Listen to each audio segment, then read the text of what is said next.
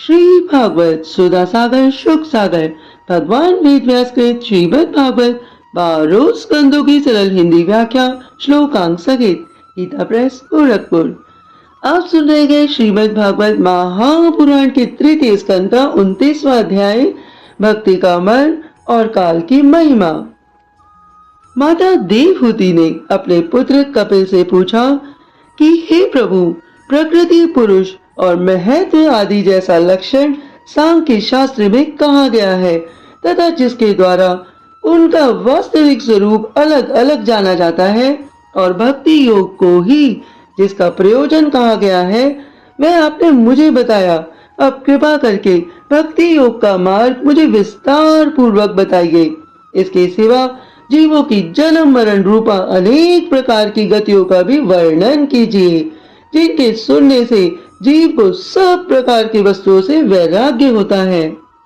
श्री मैत्रेय जी कहते हैं, हे कुरु श्रेष्ठ विदुर जी, माता देवहूति के ये मनोहर वचन सुनकर महामुनि कपिल जी ने उनकी प्रशंसा की और जीवों के प्रति दया से द्रवीभूत होकर बड़ी प्रसन्नता के साथ वह प्रभु अपनी माता से कुछ इस प्रकार कहने लगे कि हे माता जी, साधकों के भाव के अनुसार भक्ति योग का अनेक प्रकार से प्रकाश होता है, क्योंकि स्वभाव और गुणों के भेद से मनुष्यों के भाव में भी विभिन्नता आ जाती है। जो भेददर्शी क्रोधी पुरुष हृदय में हिंसा, दंभ अथवा मात्सर्य का भाव रखकर मुझसे प्रेम करता है, ये मेरा तामस भक्त है। जो पुरुष विषय, यश और ऐश्वर्य की कामना से प्रतिमादि से मेरा भेदभाव पूजन करता है, वह तो मेरा राजस भक्त है।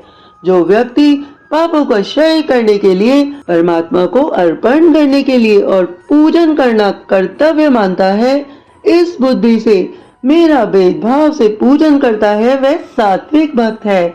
जिस प्रकार गंगा का प्रवाह अखंड रूप से समुद्र को बहता रहता है, उसी प्रकार मेरे गुणों के श्रवण मात्र से मन की गति का तेल धारावत अविच्छिन्न रूप से मुझ सर्वंतर्यामी के प्रति हो जाना और मुझ पुरुषोत्तम में निष्काम और अनन्य प्रेम होना, ये निर्गुण भक्ति योग का लक्षण कहा गया है।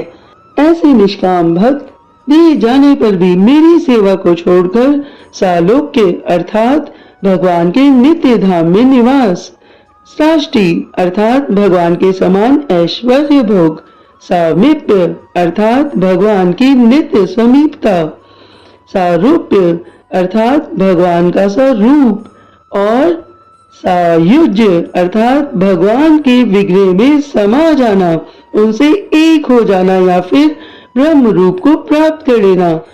हे माता, ऐसे निष्काम भक्त दिए जाने पर भी मेरी सेवा को छोड़कर इन चारों जो मैंने अभी आपको बताए, सालोक्य, साष्टी, सामीप्य, सारूप्य और सायुज्य, इन चारों मोक्ष तक को भी नहीं लेते। भगवत सेवा के लिए मुक्ति का तिरस्कार करने वाले ये भक्ति योग ही परम पुरुषार्थ अथवा साध्य कहा गया है।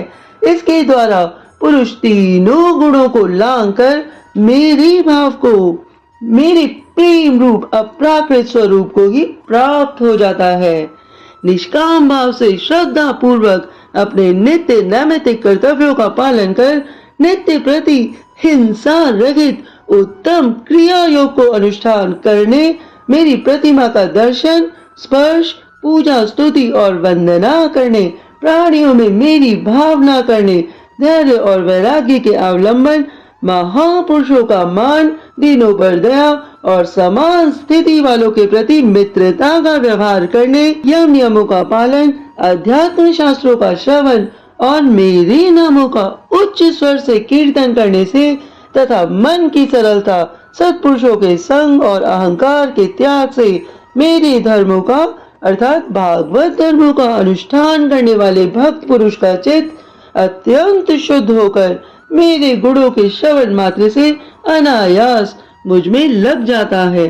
जिस प्रकार वायु के द्वारा उड़कर जाने वाला गंध अपने आश्रय पुष्प से घ्राण इंद्रियों तक पहुंच जाता है, उसी प्रकार भक्ति योग में तत्पर और राग द्वेषादि विकारों से शून्य चित्त परमात्मा को प्राप्त कर लेता है।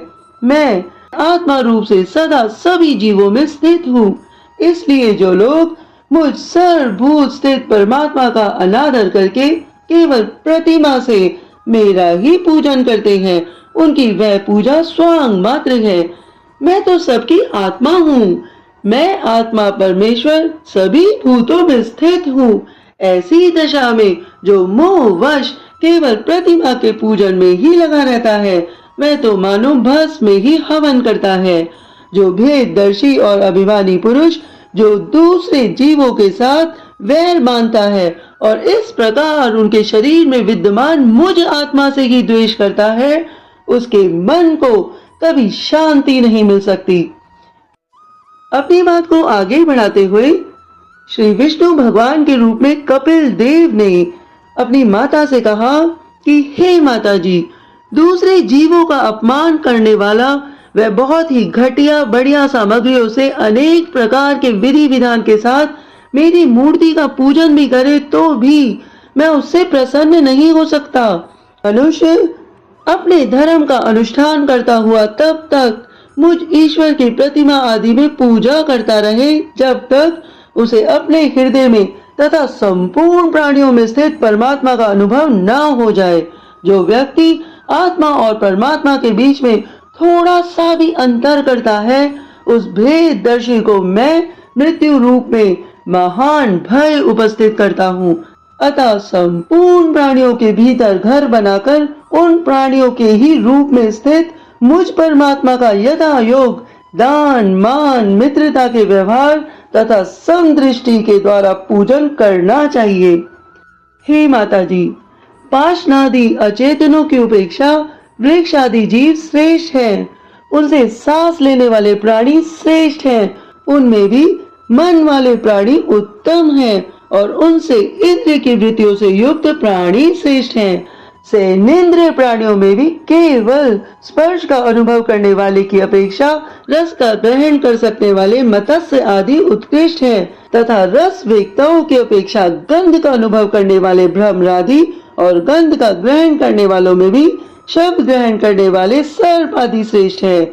उनमें भी रूप का अनुभव करने वाले काक आदि उत्तम हैं और उनकी उपेक्षा जिनके ऊपर नीचे दोनों ओर दांत होते हैं वह जीव श्रेष्ठ है। उनमें भी बिना पैरों वाले बहुत से चरणों वाले श्रेष्ठ हैं तथा बहुत चरणों वालों में से भी 4 चरण वाले और 4 चरण वालों में से भी 2 चरण वाले मनुष्य श्रेष्ठ हैं। मनुष्यों में भी 4 वर्ण श्रेष्ठ हैं, उसमें भी ब्राह्मण श्रेष्ठ हैं। ब्राह्मणों में वेदों को जानने वाले उत्तम हैं और वेदज्ञों में भी वेद का तात्पर्य जानने वाले श्रेष्ठ हैं। तात्पर्य जानने वालों में भी संशय जानने वाले श्रेष्ठ हैं। तात्पर्य जानने वालों से भी संशय निवारण करने वाले, उनसे भी अपने वर्ण आश्रमोचित धर्म का पालन करने वाले तथा उनमें भी आसक्ति का त्याग और धर्म का निष्काम भाव से आचरण करने वाले ही श्रेष्ठ हैं। उनकी अपेक्षा भी जो लोग अपने संपूर्ण कर्म उनके फल तथा अपने शरीर को भी मुझे ही अर्पण करके भेदभाव छोड़कर मेरी उपासना करते हैं वह श्रेष्ठ हैं। इस प्रकार मुझे ही चित्त और कर्म समर्पण करने वाले अकर्ता और समदर्शी पुरुष से बढ़कर मुझे कोई अन्य प्राणी नहीं दिखता।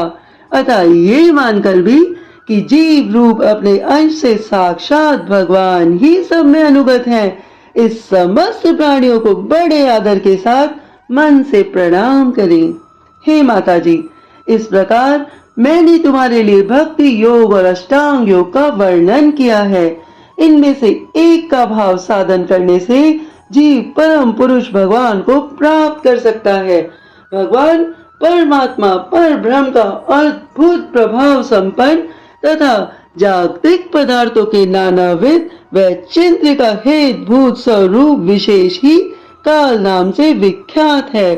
प्रकृति और पुरुष इसी के रूप है तथा इनसे ये पृथक भी है।